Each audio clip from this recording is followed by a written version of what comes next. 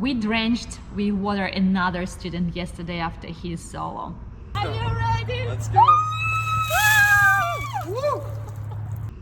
He swore he would never forget this day. It's pretty excited. From scared poopness to confidence.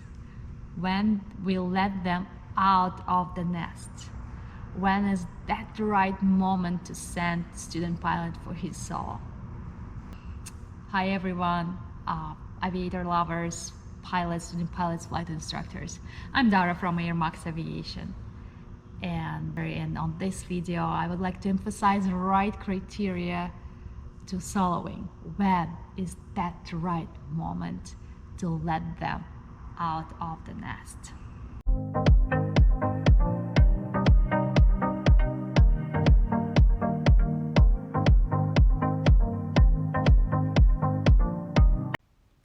What exactly determining when a student pilot is ready to solo?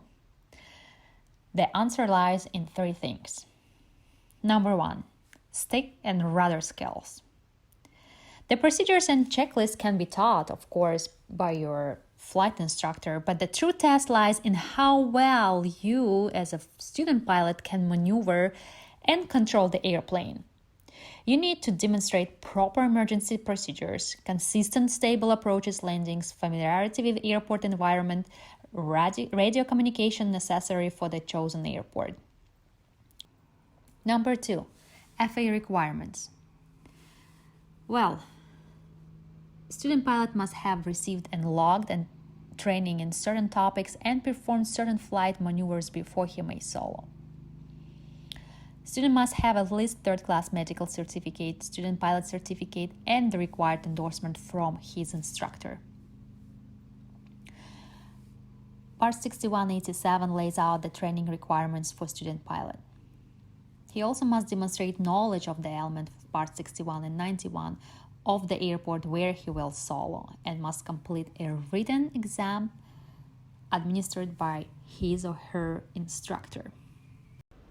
Number three, ability to go around. 8-7 Juliet. What's more important is fast. that the student Go consistently goes around after an unstable approach or anytime the certainty of safe landing is in doubt without the instructor demanding he do so.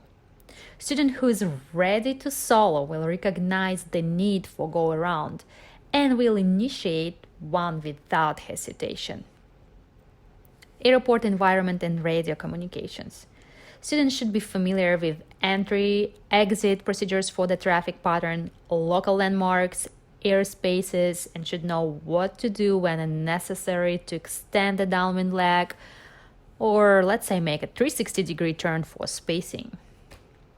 He should understand how the radio works and what the proper radio terminology is. Approaches and landings.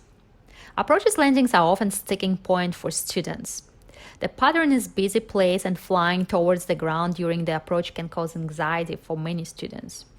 Student is ready to solo when the patterns and approaches are consistently stable.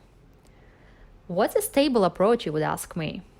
Well, when the aircraft is maintained on its approach airspeed, which is a good rule of thumb, +5, -0 knots of variance, glide path, not too high, not too low. Timely and proper corrections are made to achieve the target approach speed and appropriate glide path. Stable descent rate should be maintained and the aircraft configured properly, flaps, gear, and usually it should be before half mile of final. The landing flare should be on center line without any side loading and with the main landing gear touching down first. Students should consistently put in proper crosswind correction and should know how to recover from bouncing landing. And the last one, decision making. The final test that your instructor should apply to you as you solo student ability to make decisions wisely and efficiently, but not impulsively. Does he make good decisions on his own? Can you trust him to follow your instructions? So guys, whether it takes 7 or 37 hours before your solo, it's pretty exciting moment for both flight instructor and you as a student pilot.